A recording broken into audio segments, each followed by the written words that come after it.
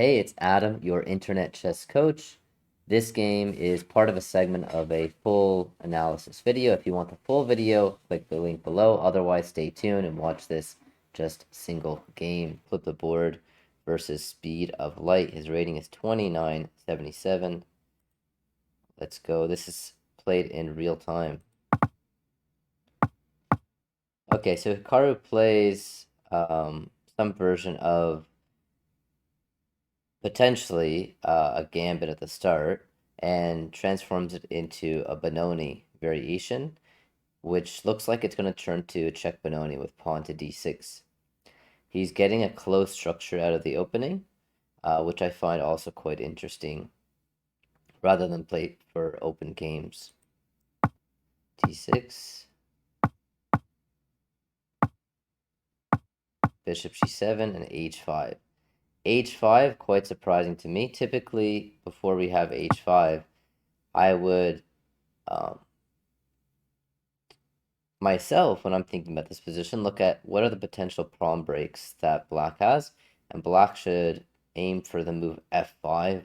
That's his key pawn break. White should aim for pawn to f4. h5 I find really interesting. I want to see if he's going to play for h4, or just keep the pawns on light squares on h5. Very interesting move. So he plays h4, and now he's getting a grip on the dark squares. He plays g5, and this structure already is very favorable for black. Black has access to this f4 square with the knight, with knight e7, knight g6, and knight f4 at the right moment. Also, if black castles on the king side, everything is locked down. Hikaru can still open up the position on the queen side with b5.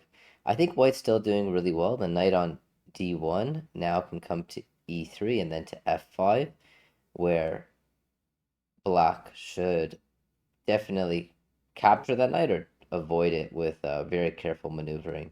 But most likely capture the knight on f5, ideally with another knight rather than the bishop.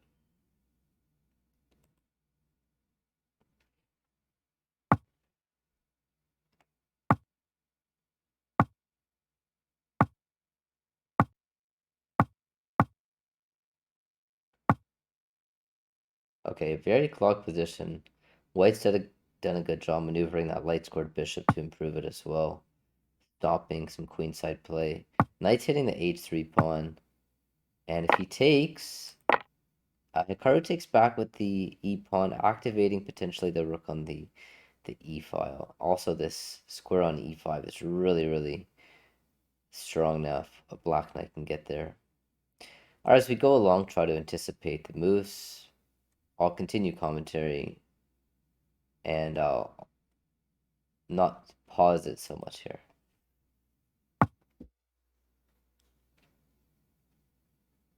I would take that, 97, 95.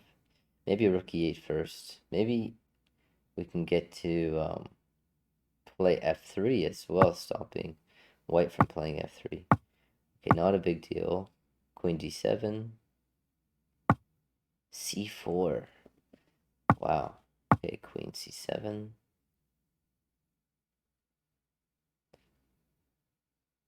We have a very strong knight versus bad bishop. Maybe the bishop isn't so bad here, but yeah, it looks pretty bad actually. Look at it more. f3, g4. This is total domination. Rook's going to come to the g file, open up the white king, and win the game. Rook g8, king h2. Take with the knight, maybe? Yeah, maybe take with the knight. Okay, takes with the rook. Rook g2. What to calculate here? Rook g2, king h1. F3 pawn is hanging. Maybe we could trade queens, but I don't want to. What? Oh, no, he sacrifices the rook to win the queen. What a nice move.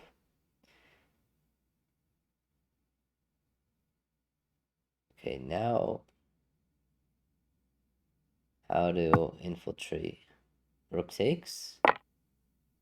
What's the plan?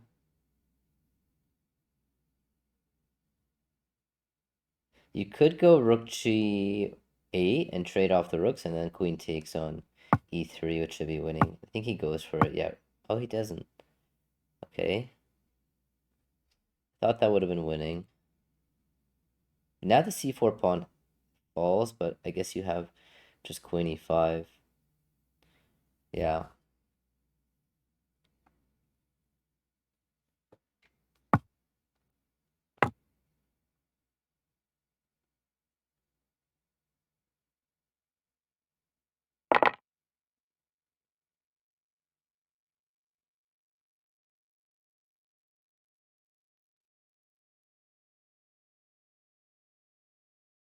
Bishop h5 check.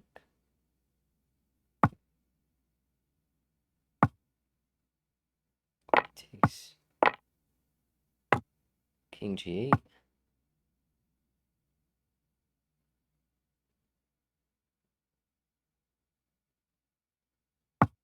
Queen f2. Or queen h2. And rook e1, rook g1 should finish it, I think.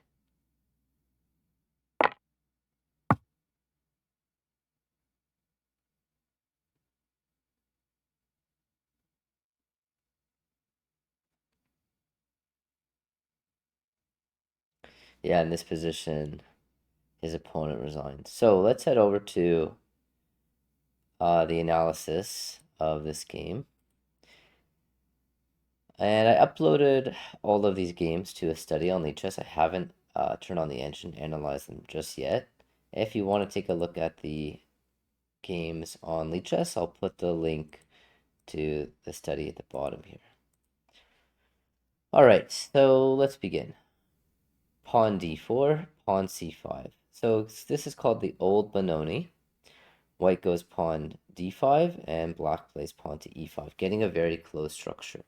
Knight c3, d6. Let's turn on the engine. White has a 1.1 advantage here. If you can't see it, let me check. Okay, so we are on the screen. Okay, so white has a 1.1 advantage. Again, I'll put the link to the study below.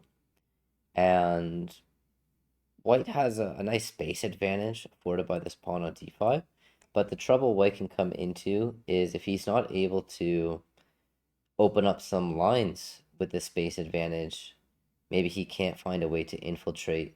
So a key idea in this structure is to play for e4 if you want to. You don't have to. But the main idea is making a pawn break with the move a3, b4, or completely dominating the queen side with pawn to a4, not letting black play a6, b5, which is what happened in the game. But then secondarily trying to get this f4 advance. Typically, white will go e4 first and then f4, trying to break down on this e5 square and activate on the f file.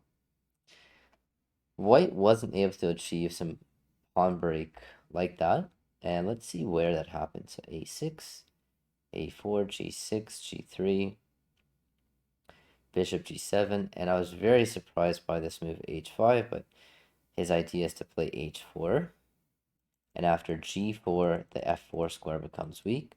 Another key theme in this structure is to trade the dark squared bishops. All of black's pawns are in dark squares, so the dark squared bishop isn't felt as much in this case. I think, yeah, white should have played h3, and after h4, still g4.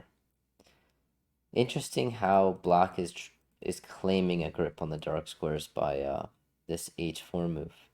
Okay, bishop h6, takes, g5, and a key move here Peter recommends is a5 with the idea of maybe queen b1 and b4, or queen d2 castles, rook b1, and then pawn b4 is a critical pawn thrust.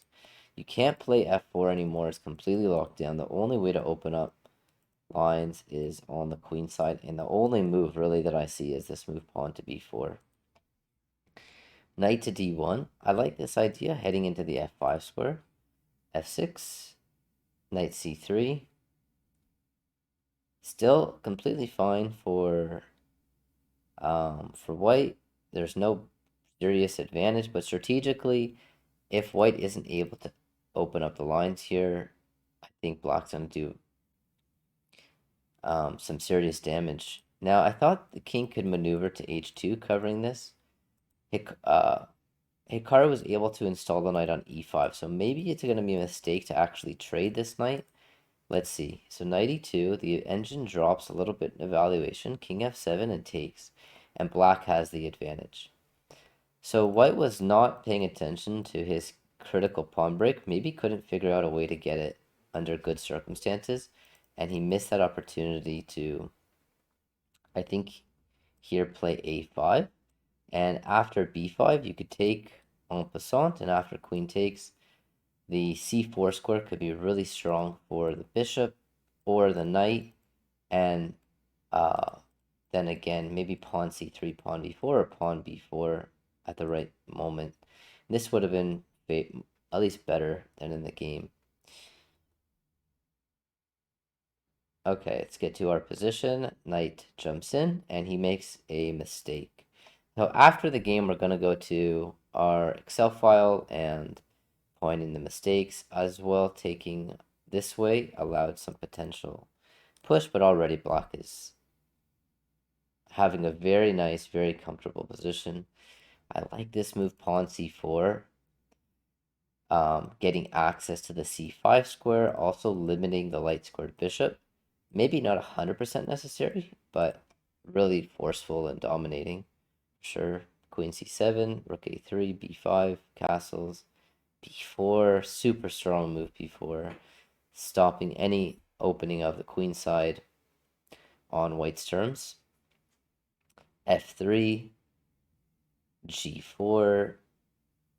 Everything's so consistent in his game, and then he finds a really nice way to finish the game off. I was thinking to bring the queen over maybe, but he finds a beautiful idea. Rook h2 takes, and let's put that in a brilliant move, I think. Rook h2. Sorry, let's not put it on king h2. Let's put it on rook h2. Brilliant move. Knight g4, take, queen a7. And here I thought the best idea was rook g3, which gives away the entire advantage, surprisingly. Oh, if the king, only if the king takes, it gives away the advantage. If you rook to e1, you cannot take because of bishop h5 check, and the e3 pawn falls. So, tactically, didn't quite work. Strategically, it's a good idea. Hikaru finds a better idea with the queen coming in to the e5 square, takes on b2. These pawns should win regardless. Just get a new queen. Pay attention to some checkmates, but there's really nothing for white here. It's completely game over. And then rook e1, rook g1. His opponent resigned.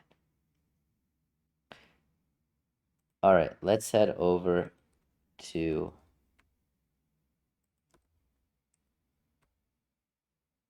our analysis page. So game one, opening, Hikaru was black. Forget the person's username. Let's put it in here. It's speed of light.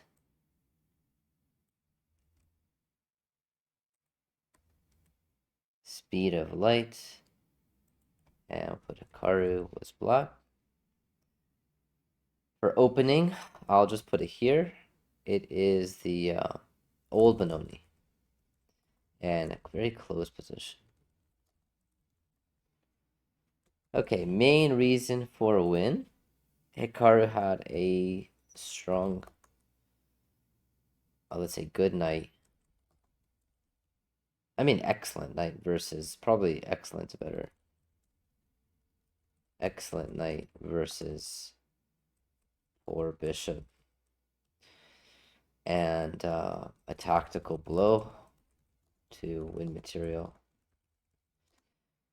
Okay, main reason for loss is white was unable to find activity with the b4 or f4 pawn break. And in addition, he got a significantly worse position after the trade on f4 because black took back with the e pawn, opening up the e5 square for the knight. All right, notes.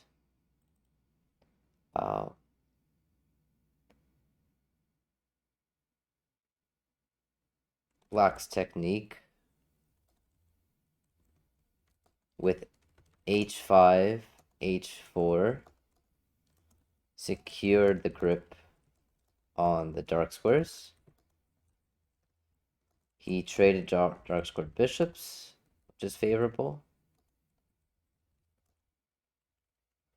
Prevented white from any real counterplay.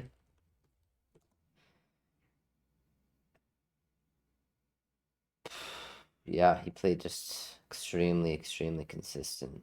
And white, yeah, again, I want to emphasize this, white didn't have